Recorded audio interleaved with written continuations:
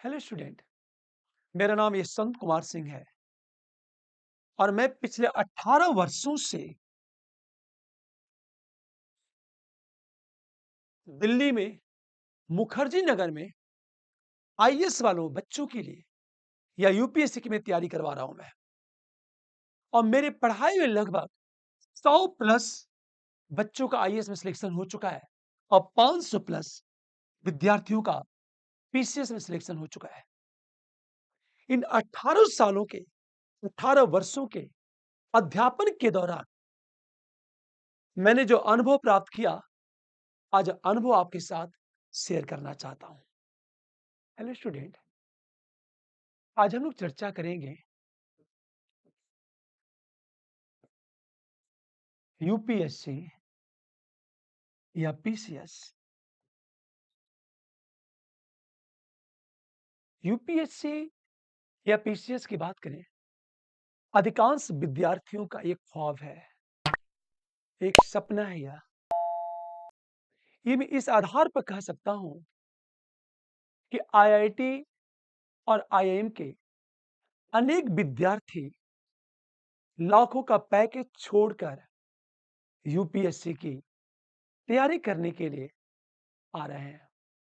आखिर रीजन क्या है? मेरा मानना है कि यूपीएससी क्वालिफाई करने के बाद एक ऐसा क्षेत्र आपके लिए उपलब्ध हो जाता है जहां आप अपनी बौद्धिक क्षमता का बेहतर उपयोग कर सकते हो। आप दूसरी तरफ समाज और राष्ट्र के लिए भी एक बेहतर योगदान दे सकते हैं। मध्यम वर्ग की बात करें, मिडिल क्लास के विद्यार्थियों के लिए यूपीएससी क्वालिफाई करने के बाद पूरा अंतरिक्ष आपके लिए खुल जाता है विचरण करने के लिए। इसलिए इस समय अधिकांश विद्यार्थियों का एक ख्वाब बनता जा रहा है यूपीएससी क्वालिफाई करने का या आईएएस बनने का। कारण यह है कि यूपीएससी क्वालिफाई करने के बाद या आप आईएएस क्वालिफाई कर जाते हैं तो आप प्रमोट करके आप कैबिनेट सचिव बनेंगे, जो इंडिया की टॉप क्लास का पद है वो। क्योंकि कैबिनेट सचिव की वार्ता सीधे मंत्रियों से या पीएम से होती है वो। यदि आप किसी स्टेट के चीफ सेक्रेटरी बनते हैं तो सोचो आप, आपके अंदर, आपके अधीन कितने आईएएस होंगे। इसलिए जो विद्यार्थी एक अच्छा पैकेज छोड़ के आ रहे हैं आईएएस बनने के लिए, सोचो आप 80 लाख 90 लाख का पैकेज छोड़ के आ रहा है आईएएस बनने के लिए। आखिर क्यों? उसका मूल कारण ये है कि आईएएस क्वालिफाई करने के बाद पद, प्रतिष्ठा और सम्मान सब कुछ उपलब्ध हो जाता है। लेकिन जब कोई विद्यार्थी आईएएस की तैयारी शुरू करता है तो फिर समस्या ये उत्पन्न होती है उसके सामने कि कंटेंट क्या होना चाहिए, क्या पढ़ा जाए और क्या छोड़ा जाए। यदि हम कंटेंट की बात करें, आईएएस की हम बात करें, इस समय आईएएस का जो पेपर है वो 3 स्तर पर है। पहली चीज, प्रारंभिक परीक्षा की बात करें हम लोग,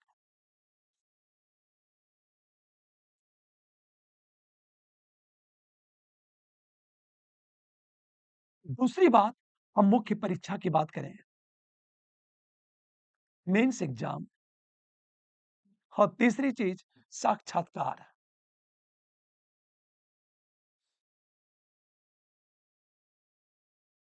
जब आप प्रारंभिक परीक्षा क्वालिफाई कर जाते हैं फिर आपको मुख्य परीक्षा देना होता है, और जब मुख्य परीक्षा क्वालिफाई कर जाते हैं तो इंटरव्यू, साक्षात्कार, उसके बाद आपका आईएएस में सिलेक्शन हो जाता है। यूपीएससी की हम बात करें, आईएएस की बात करें, तो जिन टाइम में जो वैकेंसी आ रही है लगभग 800 से लेकर 1000 के बीच और लाखों विद्यार्थी, अभी की रिपोर्ट 8 से 9 लाख विद्यार्थी फॉर्म अप्लाई कर रहे हैं। इतने सारे विद्यार्थी अप्लाई कर रहे हैं, कभी-कभी ये लगता है कि क्या यूपीएससी क्वालीफाई किया जा सकता है? क्या एक सामान्य विद्यार्थी भी आईएएस बन सकता है या नहीं बन सकता? मैं अपने अनुभव की बात करूं, अनेक ऐसे विद्यार्थियों को जानता हूं जो इंटर के बाद 12th और ग्रेजुएशन में अच्छे अंक नहीं आए। बाद में मेहनत के बल पर ये बच्चे आईएएस क्वालीफाई कर गए। किसी जिले के डीएम है या फिर एसपी है वो। क्या कारण है? एक ऐसे विद्यार्थी की बात करूं मैं, जो 10th क्लास और 12th क्लास की बात करूं, वो मुश्किल से पास हो पाता है। मतलब 10th और 12th के एग्जाम को पास करना भी उसके लिए कठिन था। लेकिन ग्रेजुएशन के बाद उसने मेहनत करना शुरू किया, एक अच्छा मार्गदर्शन उससे मिला और आईपीएस सिलेक्ट हो जाता है। उस बच्चे को उदाहरण मैं इसलिए देना चाहता हूं, वह विद्यार्थी जिसे 10th और 12th का एग्जाम क्वालिफाई करना कठिन था, वो आईपीएस बन जाता है। ये उन विद्यार्थियों के लिए एक संदेश है कि विद्यार्थी का बैकग्राउंड जो भी हो, यदि वो मेहनत करेगा तो सफल अवश्य होगा। लेकिन जब कोई विद्यार्थी तैयारी शुरू करता है, तो उसके सामने पहली समस्या ये उत्पन्न होती है कि कंटेंट मैटर, हम क्या पढ़ें और क्या छोड़ें, कौन सी किताब पढ़ी जाए, ये एक समस्या। तो जब कंटेंट की बात करते हैं, तो कंटेंट 3 स्तर पर, एक तो प्रारंभिक परीक्षा, पुनः मुख्य परीक्षा, अंत में बात करें साक्षात्कार की बात करें। अब यदि प्रारंभिक परीक्षा की बात की जाए,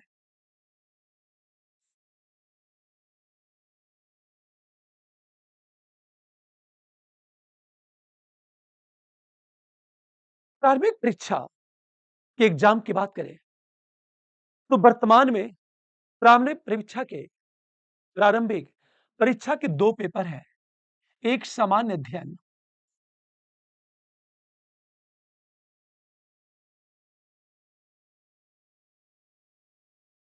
और दूसरी बात इसको जीएस, और दूसरी बात हम सी सेट की बात करें। ये जो सामान्य अध्ययन है, जीएस, नंबर केवल इसका जुड़ता है। ये सी सेट केवल क्वालिफाइंग है, क्वालिफाइंग। ये बहुत आसान है।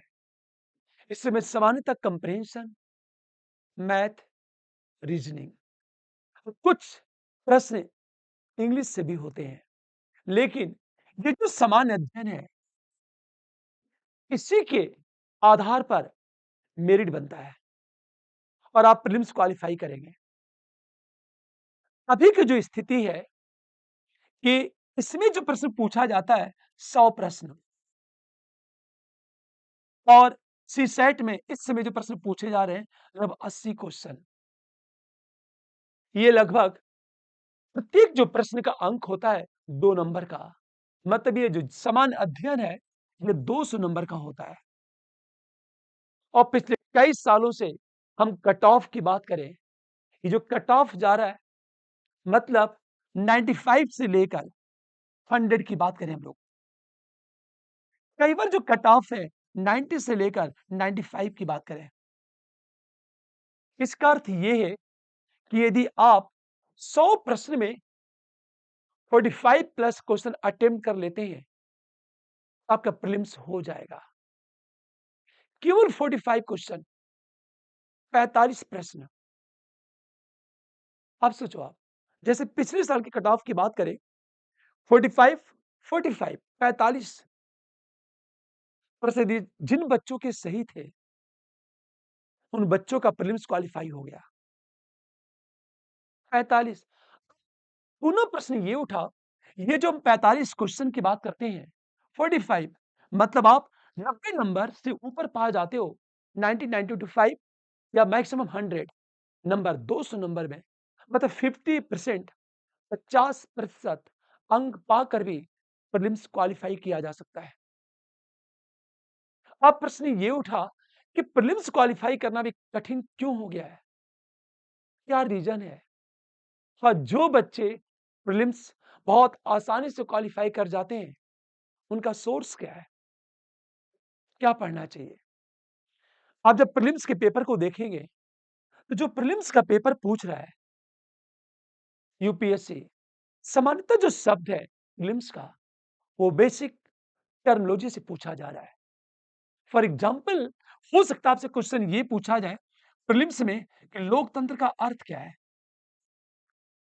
लोकतंत्र का अर्थ क्या है? ये प्रीलिम्स में पूछा जा रहा है। संसदीय लोकतंत्र का अर्थ क्या है? इसका आशय क्या है? और विकल्प देगा।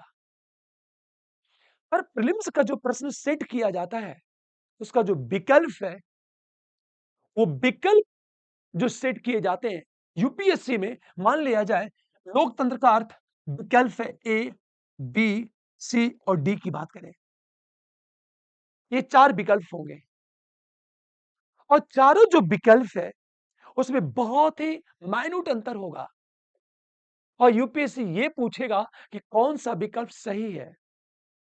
जैसे एग्जांपल लेता हूं, लोकतंत्र शब्द सभी विद्यार्थी सुने होते हैं, पर दुर्भाग्य से जो प्रश्न पूछता है और जो विकल्प सेट करता है, वो थोड़ा-सा कठिन बना देता है।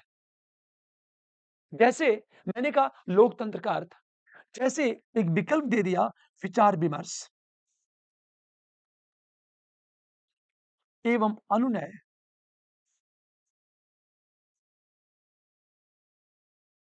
जन-सहभागिता,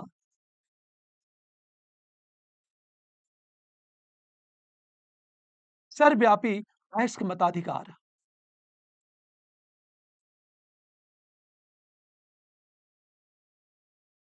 सर्वव्यापी वयस्क, हम मताधिकार की बात करें, या अगली चीज अल्पसंख्यकों का कल्याण।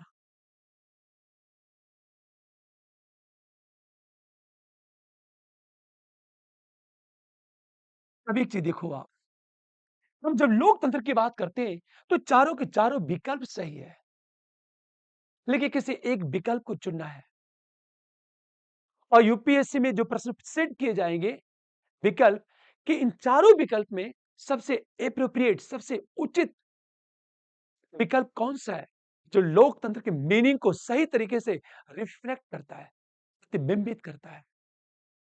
अब सोचो आप, ये शब्द आसान है, लेकिन इसका जो विकल्प है, चारों के चारों विकल्प ऐसा है जो सही है।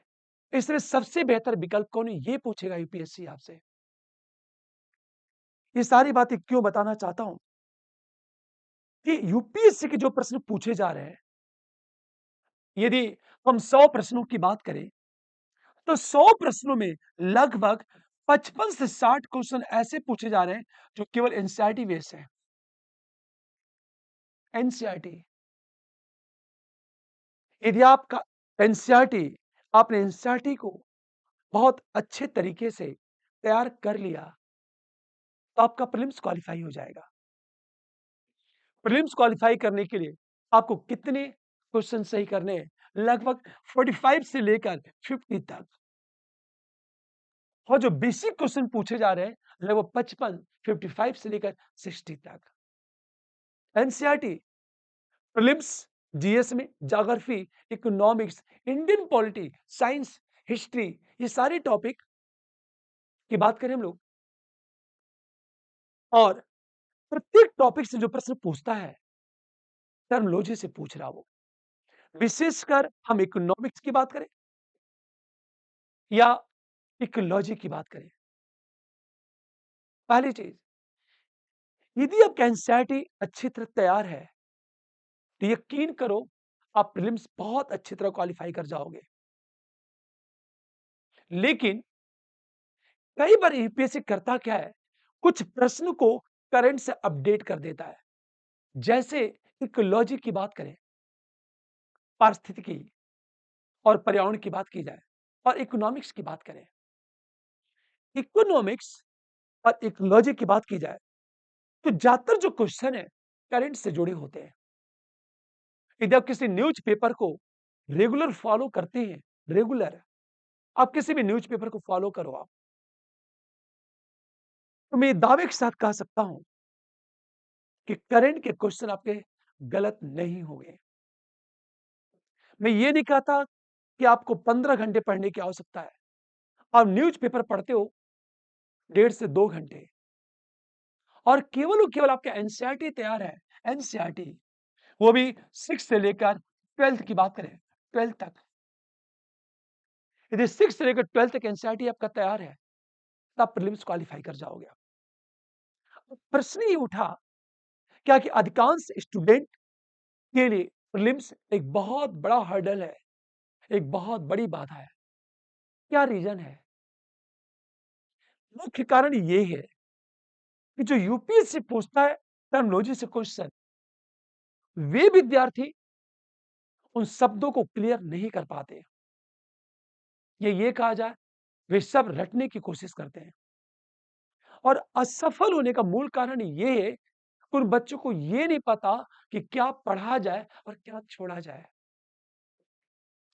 अजीब सा देखा जाए, बहुत सारे इंस्टीट्यूट है, बहुत सारे कोचिंग है, हर कोचिंग वाला मैटर निकाल रहा है। विद्यार्थियों के सामने समस्या ये खड़ी हो गई है कि किस नोट्स को, किस बुक को हम पढ़ें। अनेक ऐसे विद्यार्थी हैं जो मार्केट से नोट्स जुटाता जाएगा और एक समय ऐसा होगा उसके पास 5,000 और 6,000 पेज का नोट्स हो जाएगा। आप सोचो आप, क्या हम 5,000 और 6,000 पेज का नोट्स रिवाइज कर सकते हैं? नहीं। और जब तक आप रिवाइज नहीं करोगे, तब तक हर चीज याद नहीं रह पाएगी। तो आप एनसीईआरटी को बेस बनाओ, एनसीईआरटी को, और किसी एक न्यूज़पेपर को बेस बना लो आप। लेकिन एनसीईआरटी पढ़ते समय आप उसका प्रॉपर नोट्स बनाओ आप, प्रॉपर नोट्स, और कोशिश करो कि जिस क्लास की एनसीईआरटी पढ़ते हो, उसको कम से कम शब्दों में ताकि रिवाइज कर सको आप। आप बहुत कुछ पढ़ चुके हो, पर रिवीजन नहीं आपने नहीं किया, तो फिर आपके लिए समस्या खड़ी हो जाएगी। प्रीलिम्स की बात, पुनः एक प्रश्न, हम जो मेंस की बात करते हैं, आपने प्रीलिम्स क्वालीफाई कर लिया, मुख्य परीक्षा की बात करें।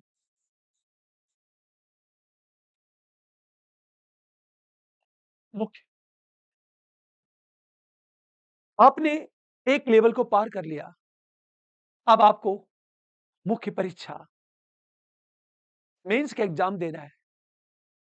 और मेंस केवल लिखने का खेल है, या कॉन्सेप्ट यदि आपका क्लियर है और लिखना आता आंसर, तब मेंस क्वालीफाई कर जाओगे आप।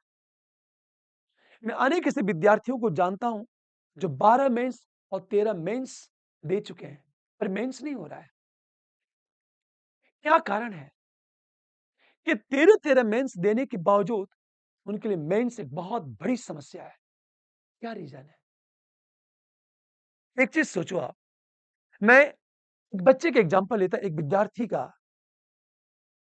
वो विद्यार्थी 5 बार मेंस दे चुका है और पिछले 8 साल से तैयारी कर रहा है।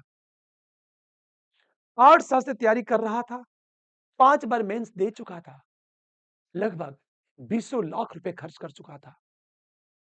फिर भी उसका सिलेक्शन क्यों नहीं हो रहा है? वो मिलता है। मैंने ही देखा, उसकी मेहनत, उसके नॉलेज में कोई कमी नहीं। लेकिन सबसे बड़ी कमी ये थी कि आंसर को कैसे प्रेजेंट किया जाए, ये उसे नहीं पता था। हम सभी ने मिलकर केवल इसी पर काम किया और वह सिलेक्शन ले लिया। ये एग्जाम्पल इसलिए देना चाहता हूं कि जो विद्यार्थी मान चुका है, उसके लिए मेंस बहुत टफ है, अंततः वह सिलेक्शन ले लेता है। इसका मतलब ये है कि आपकी स्मार्ट स्टडी और उचित रणनीति मेंस क्वालिफाई करने में एक बहुत बड़ी भूमिका निभा सकती है। हम जब मेंस की बात करते हैं, तो मेंस जीएस की बात की जाए, तो अक्सर जीएस के कई पेपर होते हैं। फर्स्ट पेपर, सेकंड, थर्ड और फोर्थ पेपर की बात करें हम लोग। जीएस, इस मेंस का जो पेपर होता है, मेंस का पेपर, यूपीएससी में जो प्रश्न पूछे जाते हैं, 150 वर्ड्स या 200 वर्ड्स, 150 शब्द या 200 शब्द या कई बार 250 वर्ड्स में पूछे जा रहे हैं। हम जीएस की बात करें, 150 शब्द, 200 शब्द या 250 शब्द जो प्रश्न पूछे जा रहे हैं। 150 वर्ड्स होता ही कितना है? 150 शब्द, बहुत कम है ये। हार्डली आपके 15 से 20 लाइन है, आंसर समाप्त। लेकिन जो प्रश्न पूछा जा रहा है यूपीएससी में, मेंस, इसमें कुछ बातों को हमेशा ध्यान देना है आपको। पहली चीज, लिंक। फॉर एग्जाम्पल, यदि हम लिंक की बात करें, जैसे आपसे आपने पढ़ लिया, मान लिया जाए आपने एक सोशल जस्टिस एक शब्द है, सामाजिक न्याय,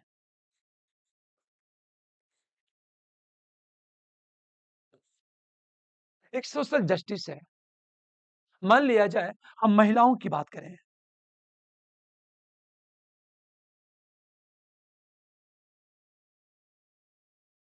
महिलाओं की, आपने ये पढ़ लिया, पर मेंस में क्या यूपीएससी का कि सोशल जस्टिस से डायरेक्ट क्वेश्चन ही पूछ रहा है, वो चीजों को लिंक कर रहा है यूपीएससी। जैसे एग्जांपल लेता हूं, मान लिया जाए वैश्विक स्तर पर कोई परिवर्तन हो रहा है या भारतीय स्तर पर या सुप्रीम कोर्ट का कोई डिसीजन आया, कोर्ट का कोई डिसीजन है, तो यूपीएससी क्या करेगा, कोर्ट को डिसीजन को लिंक कर देगा।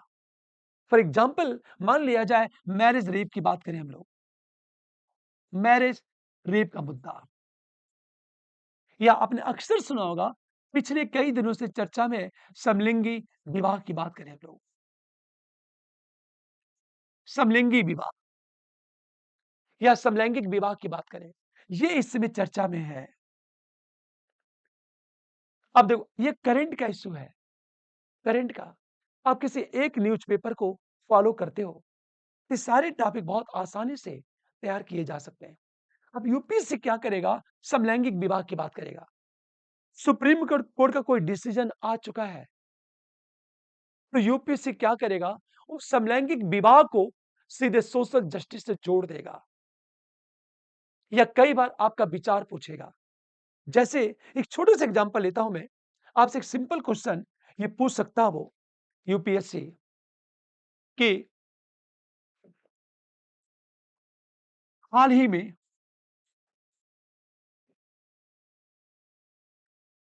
समलैंगिक विवाह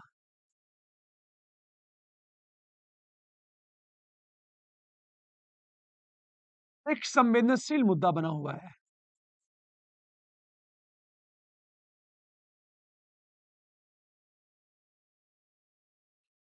मुद्दा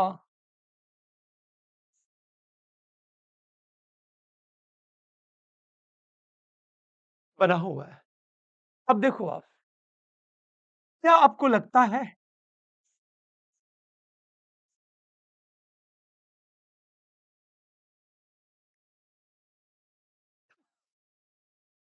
कि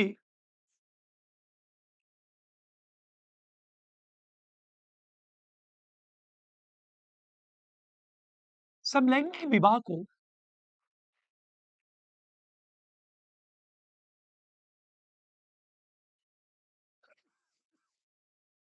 कानूनी मान्यता दी जानी चाहिए?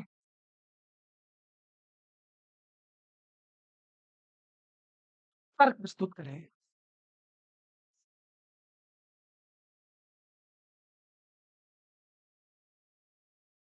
मीन्स का जो प्रश्न है, अनेक ऐसे प्रश्न हैं जो करंट से जुड़े होते हैं। मैं ये बताना चाहता हूं कि यदि आपका करंट अच्छा है, या किसी एक न्यूज़पेपर को फॉलो करते हो आप, करंट से टच में हो और लिंक करना आपको आ रहा है, लिंक करना, बहुत बेहतर जवाब आप दे सकते हो आप। जैसे मैं बार-बार लिंक शब्द की बात करता हूँ। लिंक कैसे किया जाए? जैसे एक एग्ज़ाम्पल लेता हूँ मैं, जैसे एक शब्द है सेक्युलरिज़्म, धर्मनिरपेक्षता की बात करें हम लोग, सेक्युलरिज़्म। ये जो सेक्युलरिज़्म है, यूपीएससी क्या करेगा? डायरेक्ट ये क्वेश्चन ही पूछेगा, सेक्युलरिज़्म। इस शब्द को किसी न किसी से लिंक करेगा। फॉर एग्ज़ाम्पल हो सकता है एसडीजी से जोड़ दे, हो सकता है सतत विकास से जोड़ दे वो, हो सकता है वो आंतरिक सुरक्षा से जोड़ दे। इंटरनल हम सिक्योरिटी की बात करें, जो आपके सिलेबस में है, हो सकता है वह आर्थिक समृद्धि से जोड़ दे वह, इकोनॉमिक ग्रोथ से आपको लिंक कर दे। ये भी हो सकता है, एक तरह से देखा जाए कि वो सीधे हो सकता है वो गवर्नेंस से जोड़ दे या हो सकता है सोशल जस्टिस से जोड़ दे वह।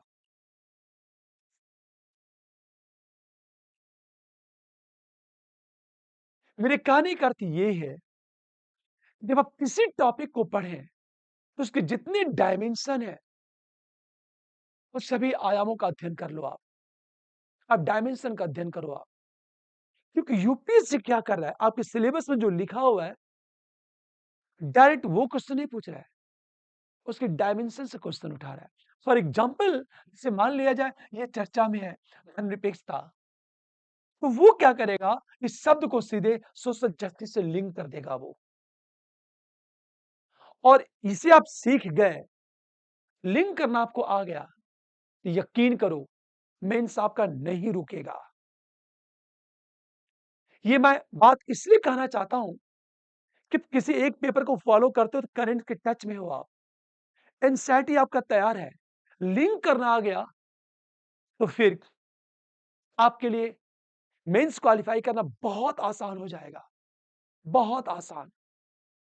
पर अक्सर दिक्कत ये है स्टूडेंट के साथ कि स्टूडेंट किसी बुक को पढ़ता तो है, वह इसके बारे में पढ़ा भी है, वो जानता भी है, लेकिन उसे ये नहीं पता कि शब्द को इससे लिंक कैसे किया जाए।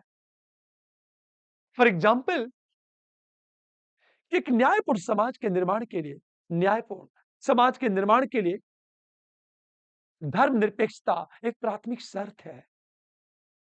हो सकता है आपसे ये प्रश्न ये पूछ दिया जाए, तो जो प्रश्न पूछता है यूपीएससी वह टफ नहीं होता, वो टफ इसलिए लगता है क्योंकि हम लिंक करना ही नहीं जानते। एक टॉपिक को आप दूसरे से लिंक करो आप, और लिंक करना आ गया तो आपके लिए बहुत आसान हो जाएगा। अब प्रश्न ही उठा, जब मेंस की तैयारी करते हैं तो कंटेंट क्या होना चाहिए, हमारे पास सोर्स क्या होना चाहिए। मैंने क्या कहा आपसे, यूपीएससी के लिए बहुत कुछ नहीं पढ़ना है आपको, हम कम से कम पढ़कर भी हम सिलेक्शन ले सकते हैं,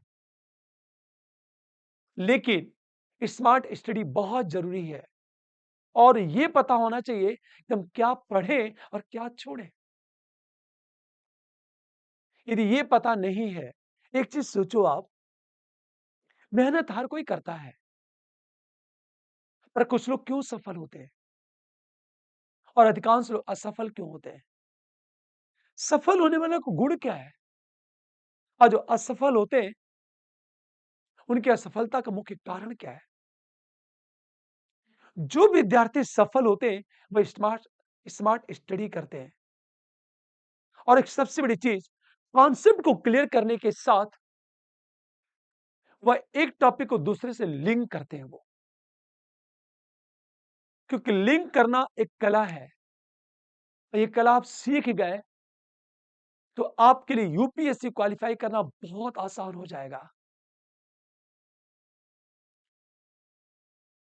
अब सोचो जरा आप, पुनः प्रश्न ये उठा, जब मेंस की तैयारी करते फिर मैं कहना चाहता हूं कंटेंट, कंटेंट में बार बार कहता हूं एनसीईआरटी, बेहतरीन सोर्स है वो।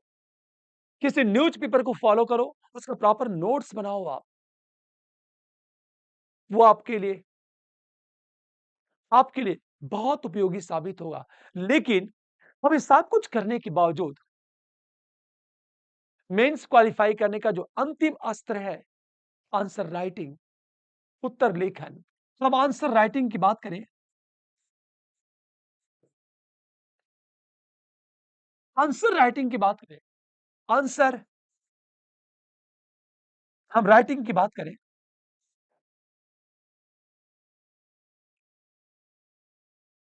लेखन, इम्प्रूव, सुधार। खेल केवल लिखने का है। जैसे आप जितना अध्ययन करते हो, जितनी एनर्जी लगाते हो मेंस के लिए, उसका 50% 50% आप अपनी लेखन शैली को, राइटिंग स्किल को डेवलप करने में लगाओ आप। और राइटिंग स्किल भी सीखी जाती है और इसे सीखने के लिए हार्डली 3 से 4 महीने वो पर्याप्त है वो। आखिर रीज़न क्या है? अब देखो यूपीएससी के प्रश्न और जब हम ग्रेजुएशन करते हैं, तो दोनों के प्रश्न में अंतर क्या है? फॉर एग्ज़ाम्पल जैसे एक छोटा-सा एग्ज़ाम्पल लेता हूँ मैं। मान लिया जाए, जो हम पढ़ते हैं यूपीएससी में सिलेबस, अनेक ऐसे टॉपिक हैं, जो हम लोग पढ़ चुके होते हैं, ग्रेजुएशन लेवल पर या 12th या 10th की बात करें। यूपीएससी क्या करता है? उन्हीं प्रश्नों को कैसे ट्विस्ट करता है वो। जब यूपीएससी पूछता है, तो अक्सर क्वेश्चन पूछता है इवैल्यूएशन, मूल्यांकन करो। क्रिटिकली एग्जामिन शब्द का प्रयोग करता है। आलोचनात्मक परीक्षण की बात करता है। यूपीएससी ये पूछता है। फॉर एग्जाम्पल जैसे एक छोटे से एग्जाम्पल लेता हूं मैं। एक सामान्य क्वेश्चन ये पूछेगा आपसे कि धर्मनिरपेक्षता का वर्णन कर,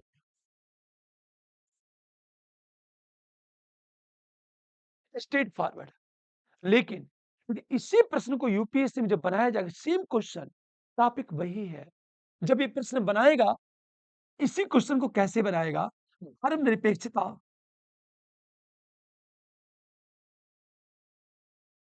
का आलोचनात्मक परीक्षण करें, या हम बात करें इसकी समीक्षा करें, या बात करें हम मूल्यांकन करें, कुछ भी। अब सोचो आपको एनसीईआरटी में ये चीज मिल जाएगा। लेकिन जब प्रश्न ये पूछता है मूल्यांकन, इवैल्यूएशन, हम समीक्षा की बात करें या आलोचनात्मक परीक्षण, क्रिटिकली एग्जामिन की बात करें हम लोग, या कई बार ये पूछेगा परीक्षण करें। अब देखो, प्रश्न टफ नहीं है। आंसर राइटिंग से क्या होगा, ये चीज आपकी इंप्रूव हो जाएगी। मूल्यांकन पूछा है तो क्या लिखना है, समीक्षा पूछा है तो क्या लिखना है, और आलोचनात्मक परीक्षण पूछा है क्या लिखना है। ये चीज यदि आपने इंप्रूव कर लिया, तो आपके लिए मेंस क्वालीफाई करना बहुत आसान है।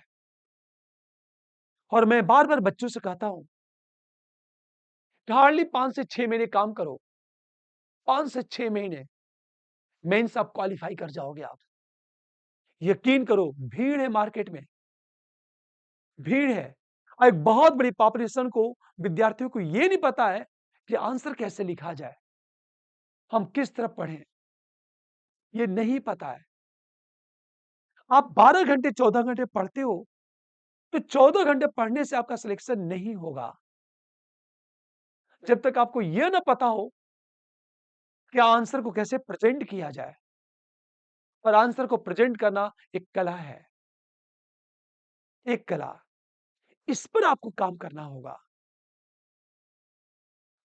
तीसरा जो स्टेज है, इंटरव्यू। हम जब इंटरव्यू की बात करते हैं, तो फिर जो इंटरव्यू है, आपके केवल व्यक्तित्व का परीक्षण किया जाता है। आपके कॉन्फिडेंस लेवल को चेक करते हैं, आपके नॉलेज को नहीं। आपके आत्मविश्वास को चेक करते हैं वो लोग। और आप अपनी बातों को, विचारों को किस तरह प्रस्तुत कर रहे हैं, केवल यह देखा जाता है और ये निरंतर चलने वाली प्रक्रिया है। पर्सनालिटी को इम्प्रूव किया जा सकता है, पर आप ये चाहो कि 2, 4, 5 दिन में, तो नहीं। ये एक लॉन्ग प्रोसेस है ये। हाँ, ये सच है, कि हम 6 महीने और साल भर लगातार काम करते रहें, तो हम अपनी पर्सनालिटी को बहुत अच्छा इम्प्रूव कर सकते हैं। और आपकी बोलने की कला, आपकी पर्सनालिटी, आपका आत्मविश्वास आपको इंटरव्यू में बहुत अच्छे नंबर दिला सकता है। ये तो यूपीएससी क्वालिफाई करने के जो चरण है, इसकी चर्चा। अब प्रश्न ही उठा कि जब एक विद्यार्थी यूपीएससी की तैयारी करना शुरू करता है, किन बातों को ध्यान रखना चाहिए उसे? जब कोई विद्यार्थी तैयारी शुरू करता है, किसी विद्यार्थी की बात करें, कुछ बातों को हमेशा याद रखना चाहिए। पहली चीज कि जो पढ़ रहा है, यूपीएससी के लिए रेलिवेंट है या नहीं है। पहली चीज मतलब आपके पास जो कंटेंट है, वो कितना रेलिवेंट है ये। पहली बात। दूसरी चीज उसे ध्यान जो रखना चाहिए कि वो जो कंटेंट तैयार कर रहा है, किस तरह तैयार कर रहा है और क्या उसके सारे डायमेंशन को टच कर रहा है कि नहीं कर रहा है, उसके सारे एस्पेक्ट को टच कर रहा है कि नहीं कर रहा है। किसी टॉपिक का हो, तैयार किया उसने, नोट्स बना लिया, पर सारे डायमेंशन एस्पेक्ट को टच नहीं किया है, तो फिर भी यूपीएससी का प्रश्न सॉल्व करना कठिन हो जाएगा उसे। तो दूसरी बात जो उसे ध्यान रखना चाहिए, जब किसी टॉपिक का अध्ययन करो आप, तो उसके जितने डायमेंशन है, डायमेंशन को तैयार करो आप। फॉर एग्जाम्पल, जैसे मैंने ये कहा, मैरिज रेप पर सुप्रीम कोर्ट का कोई डिसीजन आ चुका है। डिसीजन यदि आ चुका है, तो कोर्ट ने क्या डिसीजन दिया, उसका क्या क्या इफेक्ट होगा, चाहे उसका पॉलिटिकल करें, चाहे सोशल की बात करें, चाहे इकोनॉमिकल की बात करें, क्या इफेक्ट होगा, आपको तैयार इस तरह करना है। तीसरी चीज, एक विद्यार्थी के लिए बात करें, जो कुछ भी तैयार कर रहा है, उसका शॉर्ट नोट्स उसके बनाना बहुत जरूरी है। शॉर्ट नोट्स, मान लिया जाए 500 पेज का मैटर आपने तैयार कर लिया, 500 पेज का, तो क्या 500 पेज के नोट्स को रिवाइज कर सकते हैं? उससे क्या करो आप, इसका शॉर्ट नोट्स बनाओ और उसको लेके आओ 50 पेज में, ताकि रिवीजन करना आपके लिए बहुत आसान हो। और जब 50 पेज के नोट्स को रिवाइज करते हो, तो फिर आपका पूरा ब्रेन, दिमाग क्लास लेक्चर को रिकॉल करने लगता है, या जहां से भी आपने तैयारी की है, पूरा पिक्चर आपके दिमाग में घूम जाता वो।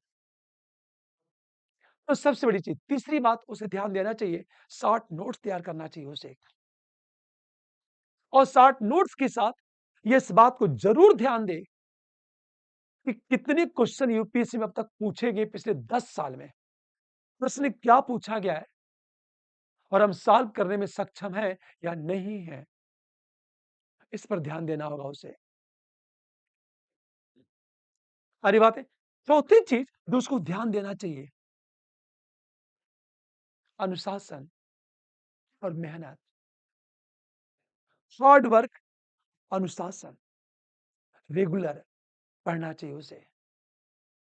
क्योंकि यदि वह अनुशासन, सोचो, अनुशासन को तोड़ता है, तो प्रतिस्पर्धा में बाहर होता चला जाएगा वो, कंपटीशन में। तो कठिन मेहनत और अनुशासन, इन दोनों बातों को ध्यान में रखना होगा आपको। चौथी चीज, और ये सबसे ज्यादा महत्वपूर्ण है आपके लिए। और पांचवी चीज जो सबसे महत्वपूर्ण है, आत्मविश्वास को बनाए रखो आप। कॉन्फिडेंस इतना ज्यादा हो, हमेशा ये लगातार सोचते रहो कि मैं कर ले जाऊंगा, मैं अवश्य कर ले जाऊंगा, मेरा सिलेक्शन होना तय है। और ये मैं दावे के साथ कहता हूं, आपका आत्मविश्वास आपके अंदर सकारात्मक ऊर्जा का संचार करेगा और उस सकारात्मक ऊर्जा का जब संचार होगा, तो आपकी एनर्जी का लेवल बढ़ जाएगा। आप सफलता के बहुत करीब चले जाओगे।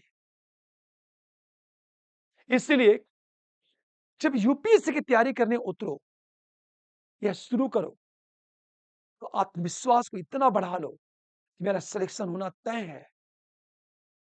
अब प्रश्न ये उठा कि जब कोई विद्यार्थी तैयारी करना शुरू करता है, तो कितने साल, कितना टाइम लगता है? तो एक बात कहना चाहता हूं मैं, यदि आपकी रणनीति अच्छी है, आत्मविश्वास और जो मैंने 5 पॉइंट चर्चा किया है, यदि आप इसे फॉलो करते हो, 1 से 1.5 साल, ये हार्डली मैं कहना चाहता हूं 18 महीने से लेकर 20 महीने आपके लिए पर्याप्त है। और यदि आपकी रणनीति अच्छी नहीं है, तो कितना टाइम लगेगा, कुछ नहीं कहा जा सकता। टोटल 1.5 साल का प्रोसेस ही है, 18 महीने का प्रोसेस है। आप सिलेक्शन लेके जा सकते हो आप। पर दुर्भाग्य ये अधिकांश विद्यार्थी ना तो शॉर्ट नोट्स की बात करते हैं, ना तो आंसर राइटिंग की बात करते हैं और ना तो इसको जानने की कोशिश करते हैं कि उनके पास जो मैटर है, जो कंटेंट है, वो कितना रिलेवेंट है, कितना प्रासंगिक है। इसे जानने की कोशिश नहीं करते, इससे वे लोग असफल होते हैं। आप सोचो आप, मेरा जो व्यक्तिगत विचार है कि हम पैसा तो कभी भी कमा सकते हैं, पर टाइम लौट के कभी वापस नहीं आएगा। इसलिए एक बार पूरी ताकत के साथ अब मेहनत करो आप, सफलता अवश्य मिलेगी। Thank you.